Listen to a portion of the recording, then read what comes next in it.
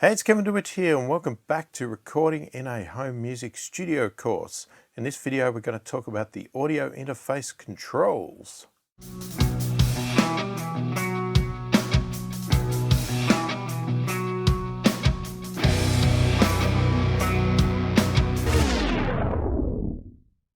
So in the previous video we just gave a very brief overview of the audio interface, plugging it in, setting up the software, etc. Now we're going to actually go into some of the controls that I mentioned in a little bit more greater detail. Now a lot of these controls are very simple, but they definitely need to be covered because they're going to be something that you're going to be using during your recording process, because pretty much most of your stuff, unless it is purely in the computer, in a virtual sort of instrument, is going to be going in and out of this audio interface. So the first control I'm going to talk about is the high pass filter, also known as the low cut filter. Can be abbreviated as HPF or LC. And what this primarily does is it sort of puts an EQ style filter on the input. So you might find that your interface has this control on multiple interfaces. Sometimes it can be drawn as a little symbol with sort of a line, sort of like a shelf looking type thing. I mean, it's actually the shape of a filter, but if you don't know what a shape of a filter looks like, then you won't realize that, but I'll show a diagram here of that symbol. And what it basically does is it turns on a filter, same as you would if you were running an EQ and you wanted to roll out the low end. So when you activate this switch, it will actually filter out a lot of the low end on the input that you turn it on. Now you may have one of these on all of your inputs, and this is going to depend on your audio interface of how many inputs you have. You may only have one input, so that means you might have one control.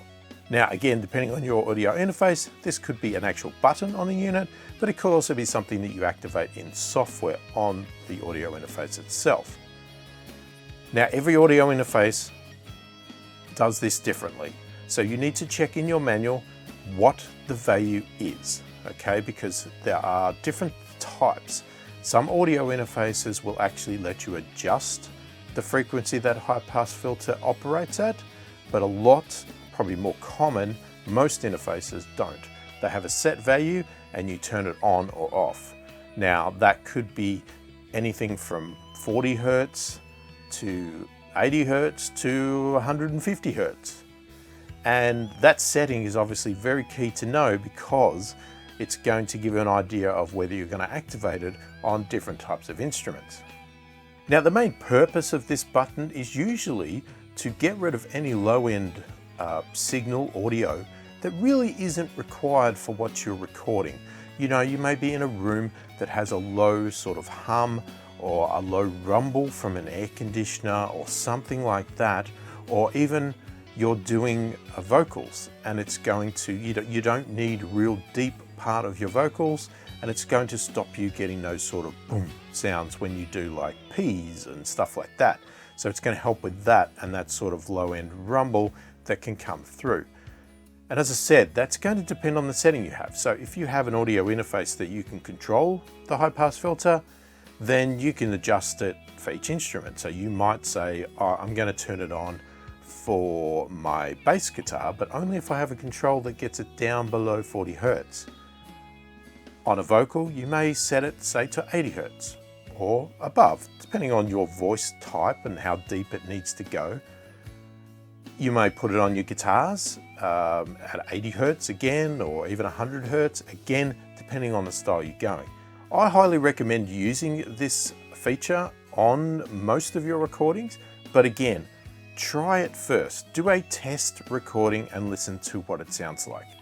You want to turn it on, turn it off, hear the difference, okay? You want to see how much impact it has on the sound of your instrument. What you're trying to do primarily is actually get rid of any low-end rumble that really is not necessary on the instrument or the voice and doesn't have an impact. If you find that it changes the sound of the instrument or the voice that you're recording massively, makes it sound way too thin, then you either need to adjust the value down if it can be adjusted, or if it's a non-adjustable control and it's just an on-off, it may be a matter of just having to turn it off, record, as it is, because you're going to get a better sound, and then doing your own filtering later within the mixing stage to get the right amount of filtering off instead of this control. But again, that depends on your audio interface, the setting that it has, and the sound that you're going for. Now, I use it pretty much all the time on my recordings, primarily because most of the stuff I do in here does not require real low end. The exceptions to that would be possibly my bass guitar. But even then, sometimes I feel the need to still turn it on because I don't need the low end that it may be coming through. But it just varies on the song and the sound that I'm going for. If I really want a thick low end of bass guitar there, then obviously I would not do that. I would leave that setting off. But on my guitars, I do generally do that.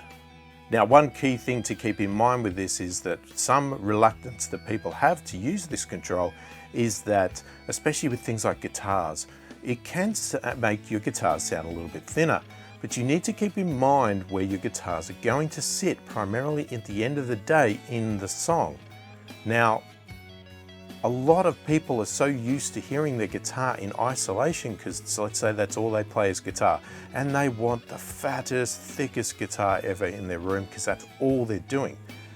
But if you add that thick, massive guitar into a song after you've laid kick drums, bass guitar, and anything else, it's going to become a muddy mess. And generally what you're going to want to find is that you're going to want to thin out that guitar to leave room for the kick and the bass.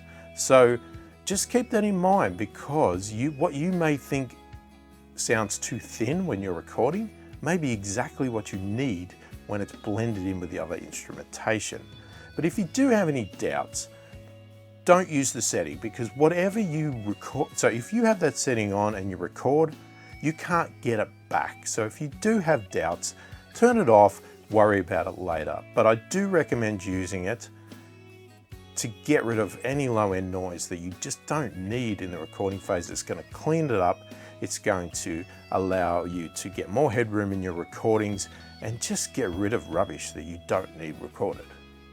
All right, so to give you an example of the high pass filter on the audio interface, I have a bass guitar here and I've just plugged it into a DI, and it's just sitting on this channel here. And at the moment I do not have the high pass filter on. You can see where my mouse is, there's a little button there. Obviously I've got a hard button on the unit as well, but you can see I can also do it in software. And right now this is what it sounds like.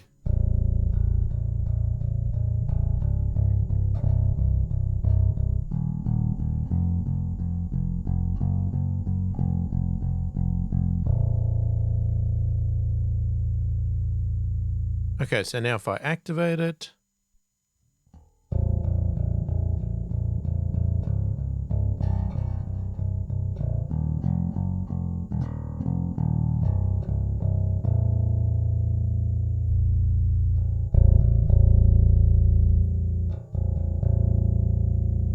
so I'll just turn it on and off a few times just to give you an example. I'll let the note ring out as well, see if you can hear it.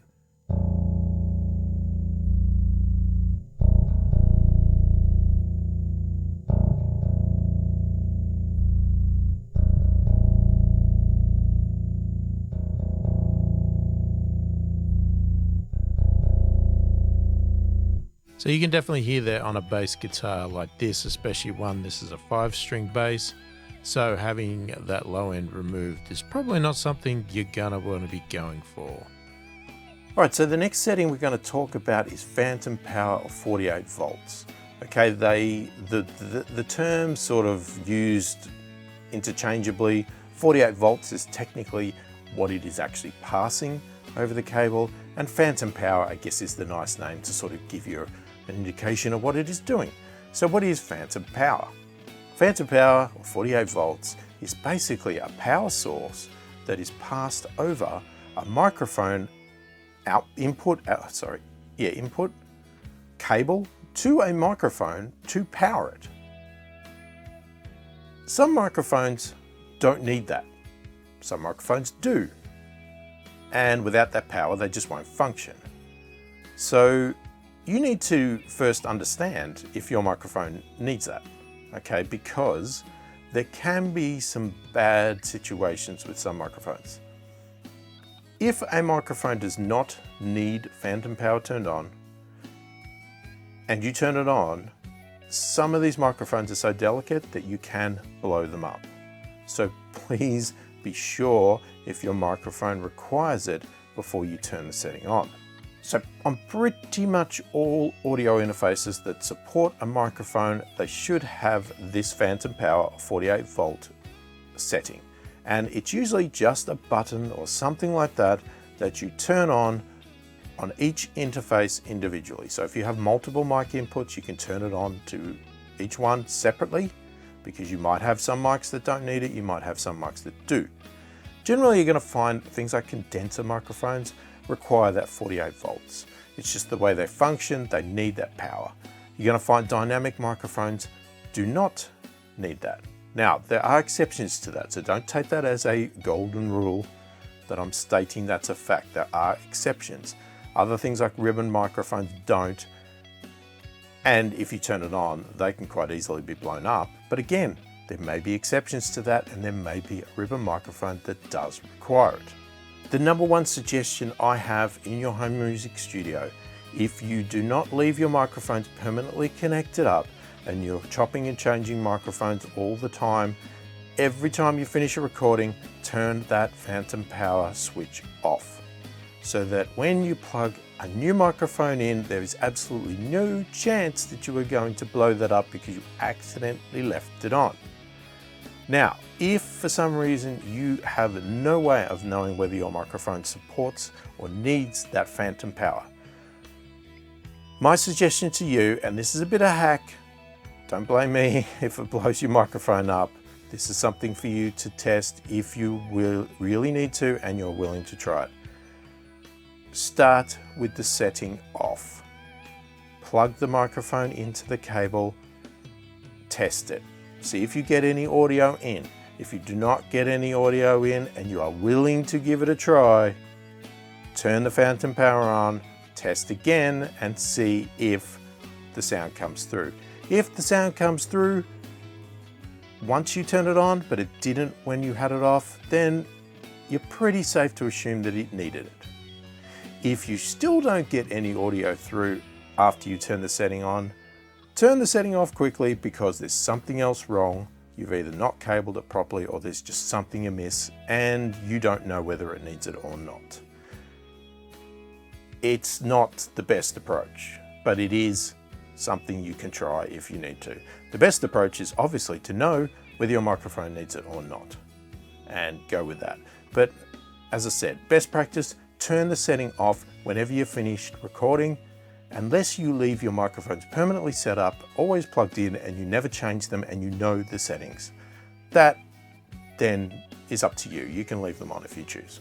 All right, the next setting we're going to talk about is PAD, or Passive Attenuation Device. This is a setting that again you will find on individual inputs on your audio interface.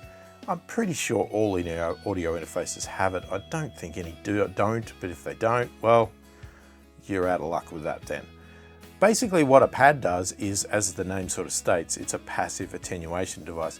If you turn this setting on, it basically attenuates the signal, so it knocks the volume down of the signal.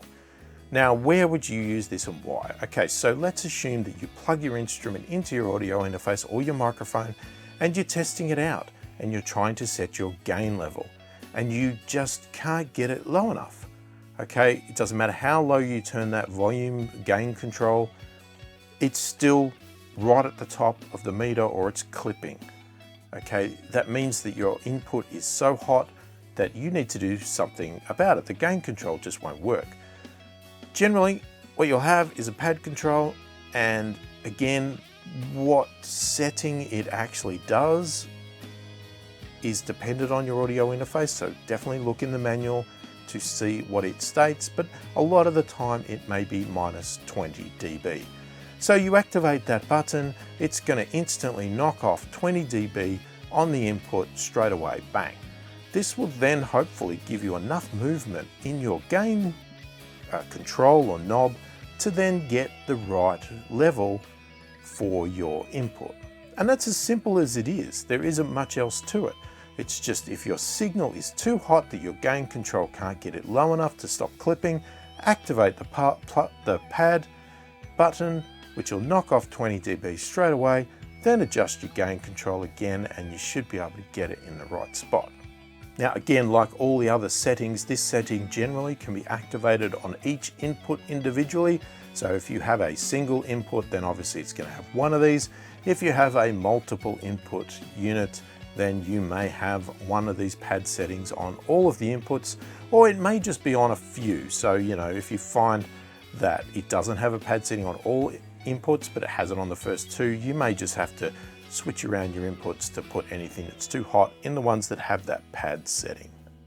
All right, so just to give you a quick example of what the pad button does, if you're really unsure of what it is, you can see here I've got my microphone plugged in and I'm talking into it. And you can see the level that it's sort of hitting on this meter here.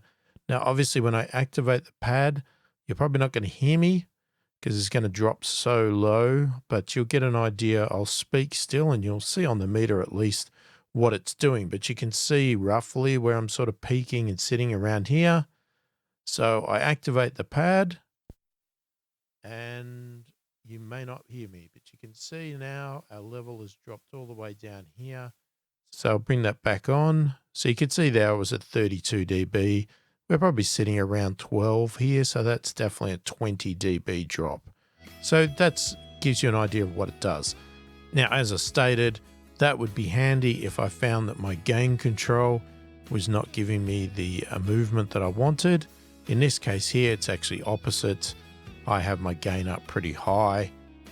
So turning that pad setting on is not going to help me because it's not going to give me any room to move. I'm not going to be able to boost it any louder. So it'd be too soft in the mix. But if I was finding that I was clipping here and I had my gain control right down to the bottom, so then once the pad setting's on, I would find that that would be quite low. And I could then adjust the gain control back up a little bit to wherever I needed to get it right in the right spot. Right, so the next control we're going to talk about is phase. Now, a lot of audio interfaces are going to have a phase control on each input. Again, this depends on how many inputs you have and the structure of your audio interface. But if you have multiple inputs, generally it's going to have a phase control on it. And you may even have one on a single input. Now, where phase comes in, there's a whole explanation in the documentation about phase, but it's generally about two microphones or two inputs that are pretty much the same, but sort of reversed, so they cancel each other out. So if you have, for instance, a snare drum and you have a mic on top and a mic pointing at the bottom of the snare, they will most likely cancel out some of the signal. Not all the signal, but they'll cancel some out and they can make your snare drum sound very thin. So what you do is you basically phase reverse one of those microphones, so flips the phase around or the signal basically, and that can then give you the output you want. So instead of cancelling out, it makes them add together and give you that nice thick fat snare sound that you're going for. Now, if you're recording one microphone or one instrument, then most likely this phase control is not going to do anything for you and there's no point in worrying about it. Just leave it off in its default setting and record your input. This is mainly coming into multiple inputs that are recorded together. Now, that could be, as I said, two microphones that are pointed at the same instrument. It could also be, say, a bass guitar where you have a mic'd up amp and a direct in from the bass as well, using a DI or something like that. Those signals may cancel each other a little bit because of the latency of getting to the device. So sometimes that phase control can come in. It's not that critical to set it now. I mean, it's best practice if you can, to get the phase right on all of the instrumentation, but you can adjust it in your mix later if need be. But if you are recording down to one track, two inputs to one track, then you will want to get that phase right now. So if you are going to need to use that setting, or you want to determine if you need to use that setting, the best approach that I have, other than working it out technically whether you need to do it, is to just simply record what you're trying to record, do a test recording with it off, and do a test recording with it on, and then compare the two recordings, see which one sounds better. If they sound identical, then it doesn't matter. But if one sounds thinner than the other one, then you want to go with the one that's obviously not as thin or fatter, unless you deliberately want to go for that thin sound, because that can be an artistic approach as well, is to deliberately put them out of phase to create a unique thin sound. We do that in guitars all the time by blending multiple pickups together out of phase and getting that sort of quacky Strat sound. But generally, most of the time, you want to get the fattest sound out of your instrument. So that's the best approach, is just record two test recordings, one with it off, one with it on, and see which way it goes. Now, just keep in mind that when I'm talking about multiple inputs or multiple microphones, you only turn the phase control on one of the microphones. Don't go and turn it on to both, because basically if you turn it on to both, you've just done the same thing that you came from, because all you've done is flip the phase of both and still put them out of phase, just on the opposite side of the zero line, basically. So just remember that in case you weren't aware. I mean, I know it sounds potentially stupid and very simple, but if you are doing two microphones and you are checking for phase or wanting to do phase, you only turn the phase control on one of the microphones. All right, so let's try and do an example of phase here. So I'll do a couple here. I'll do a very obvious one. So we're going to just look at a snare drum instance here.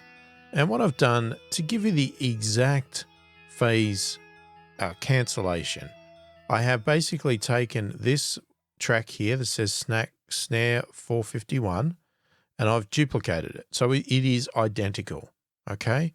So with them two soloed, this is what it sounds like, okay? Now, if I was to actually switch the phase on one of those, it should cancel out so it's dead silent, right? So I'll do it live, okay? So I'll be playing. Switch the phase. Silence, okay? Phase back.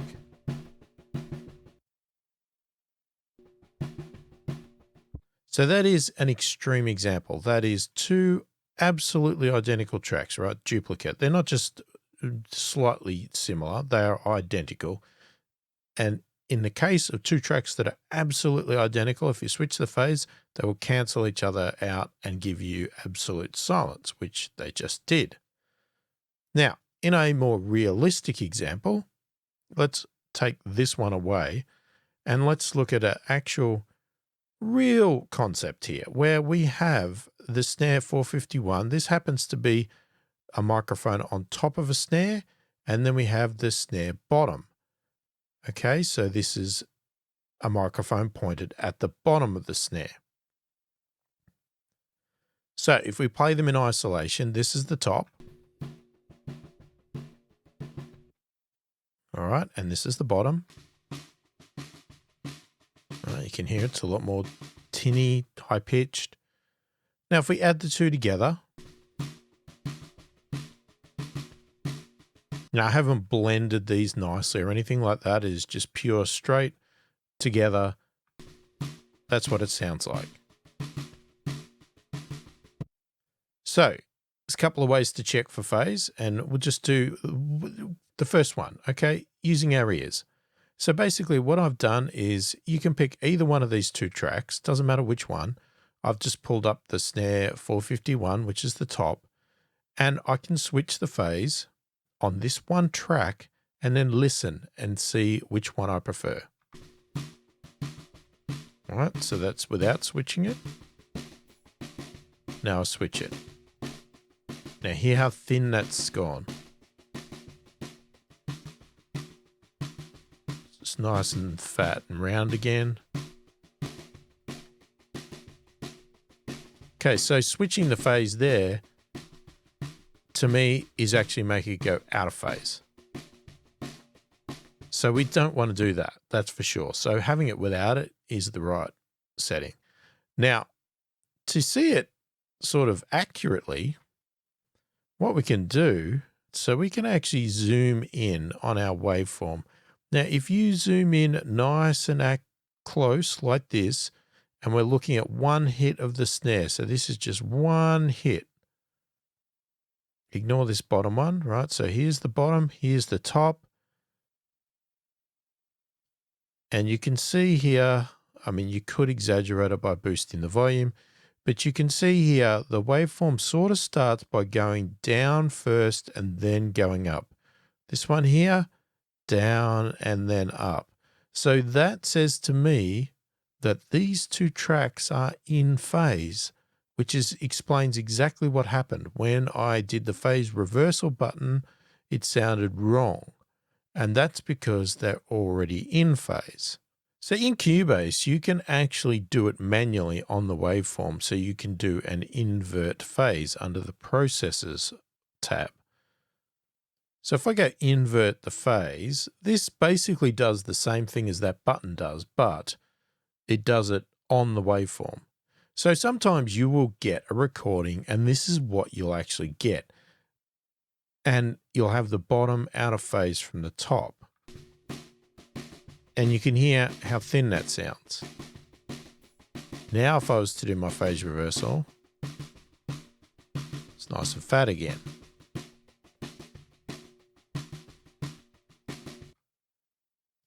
So there's a couple of ways, to fix it. That's totally up to you which way you do it. But, you have the option of using the button, or if you prefer to fix it like, sort of almost like hard coding it, you can actually do it on the waveform itself by coming in here and going invert phase, and it switches the phase around and you're back in line again. So there you go. As I said, you can visually see the waveform there and zoom in and have a look. But if I, just to show you quickly, if I invert that again, right, so now it's out of phase, right? So if you have your recording come in like that,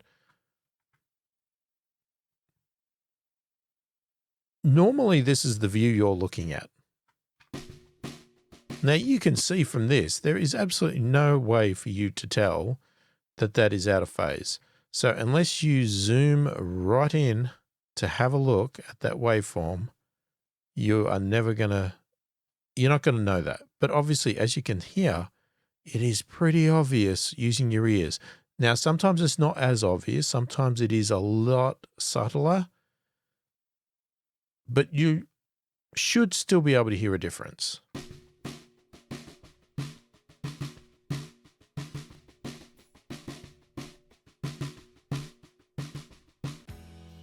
So hopefully that gives you a good understanding of phase and what that button can do for you. Another two settings that I'm not going to really go into great detail, but I'll just briefly mention them here, is the headphone volume control and the main unit volume control. Okay, they should be pretty obvious to you. They have no impact on the recording whatsoever. Generally, these are just purely as they are described. You put your set of headphones on your ears, you have a volume control so that you don't blow your ears out. They're not affecting your recording, they're just affecting what you're hearing out of your headphones. So adjust that to suit, obviously, and you're good to go. Now, a lot of audio interfaces, because you are using this to play out of your speakers sometimes, if you're not using headphones or whatever else, they'll have a main volume control. And again, it doesn't impact the recording, it is purely just the volume control of the level that is being sent to your speakers if you have speakers plugged in. So again, just adjust that to whatever is comfortable in your room and what you like listening to when you're playing back your music or whatever else it is. And that's as simple as it is. Now you may also have things like a mute control if you don't want the sound coming out of your speakers, but you still want to record because you want it out of your headphones. Obviously activate that. If you're using a microphone, you don't want the sound coming out. and things like that. But there's just basic controls, just like any amplifier. There's nothing special about that. Probably the main control we're going to talk about right now, not the main control, but one of the most critical controls here is the gain control. So pretty much on every input on your unit, whether that's one input or multiple inputs, each one of those is going to have a gain control, a gain volume, a gain knob, whatever that setting is. This is critical to your recordings because this is actually setting how loud that instrument is going to be going into your computer or into the audio interface to be translated into your computer to be recorded.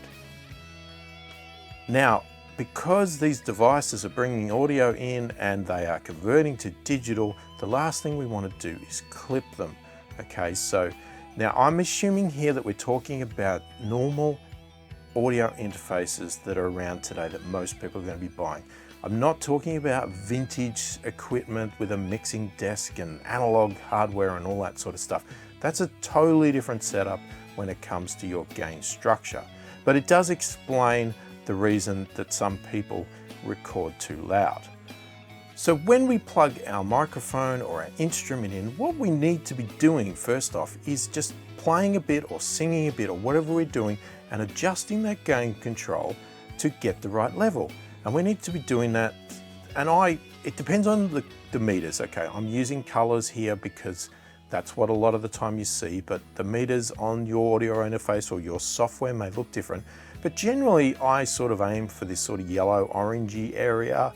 Okay, you can go in the green if you prefer that as safer. Where we don't want to be is in the red.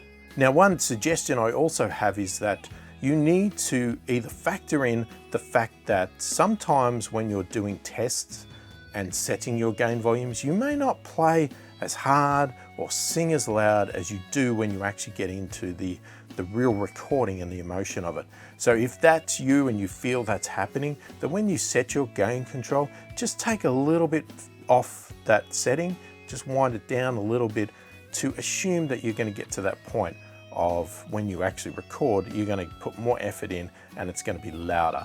But hopefully you can get an accurate setting straight away when you're setting it up before you start recording and just getting that level right. And you want to be doing it for the loudest part of your instrument or the loudest part of your singing to make sure that you don't clip. Now, if you go and set the gain control for your quiet parts and then you get to a chorus where you start belting, then what's going to happen is you're going to suddenly go and start clipping that input because you've got the gain control set too high because it's set for the quiet parts. So you want to be setting it for the loud parts. Now, there is another approach to this because if you have a very dynamic song that has extremely quiet parts in certain sections and extremely loud parts in other sections, then you have the option, if you so choose, to break it up. And what you can do is record all your quiet parts, set your gain control appropriately to those quiet parts so you're getting the maximum sort of volume in the sweet spot for those quiet parts, and you record all those quiet parts. Then you go back and you change your gain control for the loud parts. So again, you're not having any chance of clipping, you're getting that nice sweet spot there for both styles, quiet and loud. Now that's obviously something that not many people do because most people's music is, even though it can be dynamic, it's still fairly flat. It's not like real extremes, but if you are recording extremes, then you may want to look at breaking it up and setting your gain controls independently. But most people, as I say, don't need to do that, and what they should just target is the loud part, and then you're right to go. So you may have noticed in videos or various other things that you might see professionals in recording studios or wherever pushing their gain controls and their instruments into the red to get that lovely distortion sound or something like that. They're claiming that you push it up and this is where the incorrect settings of gain control has sort of gone into now. Why so many people are really setting their gain controls too loud. And it's not because these recording artists or these recording engineers or mix engineers are doing the wrong thing. It's that what they're using is different equipment and they know what they're doing.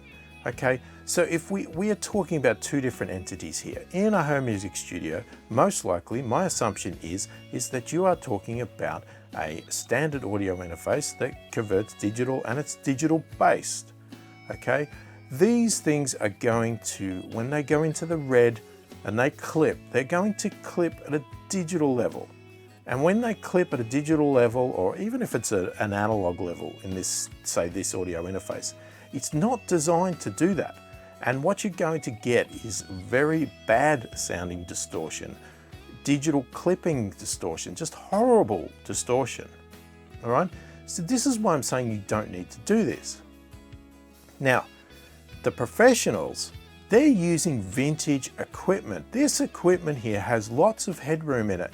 It allows the unit to go into the red to get some nice, sweet analog style distortion and grit out of it. Okay, it's totally different to the equipment that we use in a home music studio. The other reason they generally recorded loud in recording studios is because some of the old equipment had a lot of noise on it. So to avoid that very high noise floor, you know, like hiss of tape and all that sort of stuff, they would push the volume of the recording up so that it was so much louder than the noise that there was no chance that you know, you were creating this massive separation between the noise and the actual part you want to record it. Now today we're talking about very, very clean digital based audio interfaces that just doesn't have that problem. So unless you're using vintage equipment, you don't need to push the volumes up that loud because your noise floor is extremely low, if you can even hear it at all. So you just don't need to do that anymore. You could have your volumes quite low and you'll be fine.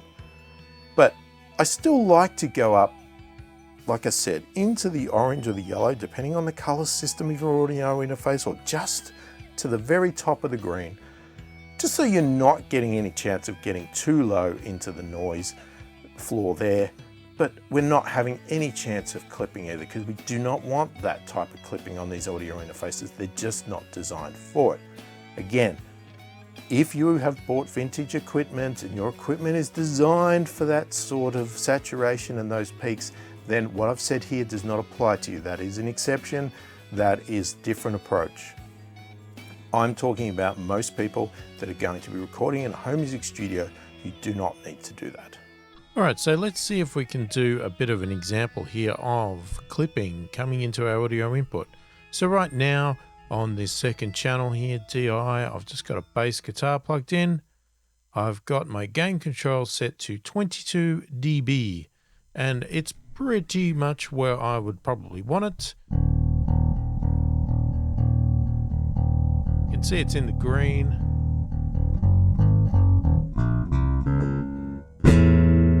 You can see it can go. Now you see that actually clipped there, but the thing is that I wouldn't do that in a song anyway, so that's an extreme. But if that is something you do in your song, definitely set your gain appropriately. But most of the time I'm going to be playing like this. So you can see we just peek into the yellow there a little bit, but that's about it. And it sounds like that. It's nice and clean.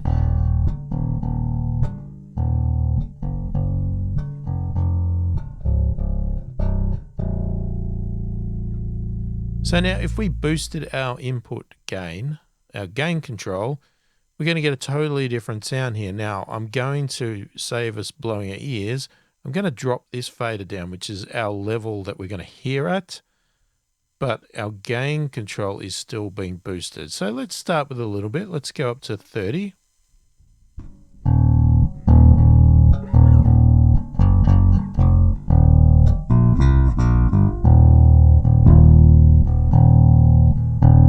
So you can hear there's a little bit of a crackle.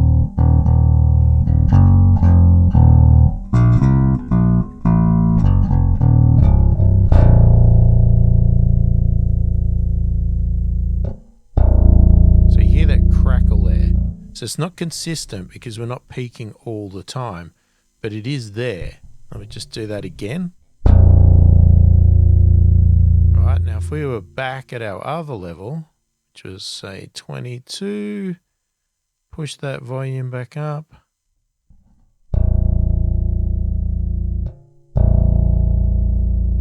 see I'm not hitting the red, and you don't hear any crackle. Now, I did push it to the red then. So, you know, we might even say, okay, well, I want to hit that hard, so I'm going to drop this down a tiny bit. Okay, so there's no crackle there. But as soon as we boost up, drop that down, you get that horrible crackle. That's clipping, okay? That is clipping. And if you go even ridiculous,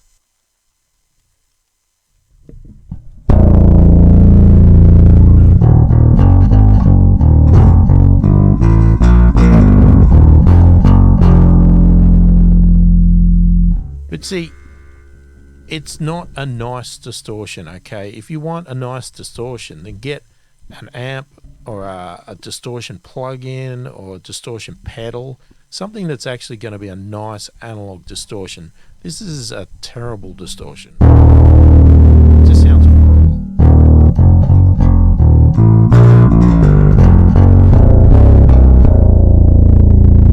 So that's obviously an extreme case, but the most common example would probably be what I did earlier, where it was just a little bit too loud. So you might be sort of playing along and sounds good, nice and clean.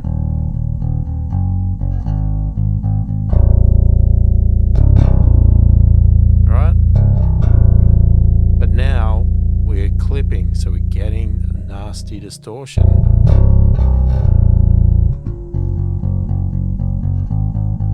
We're back to our nice clean part.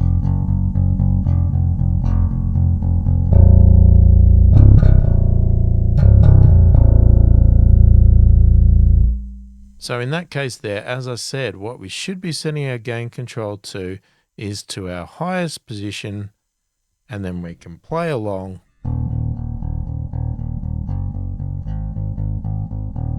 It's nice and clean.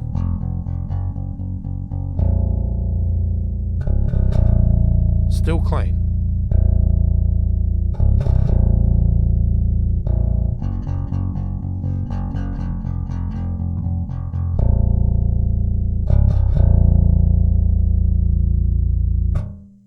So hopefully that gives you an idea of what I mean when I'm talking about gain control and avoiding nasty distortion with clipping. So if you have any questions about the controls on your audio interface or anything that I've said in this video you don't understand or you just want further clarification, please feel free to ask the comments in the comments below. So hopefully this video has been helpful. I thank you for watching and I will catch you in the next one.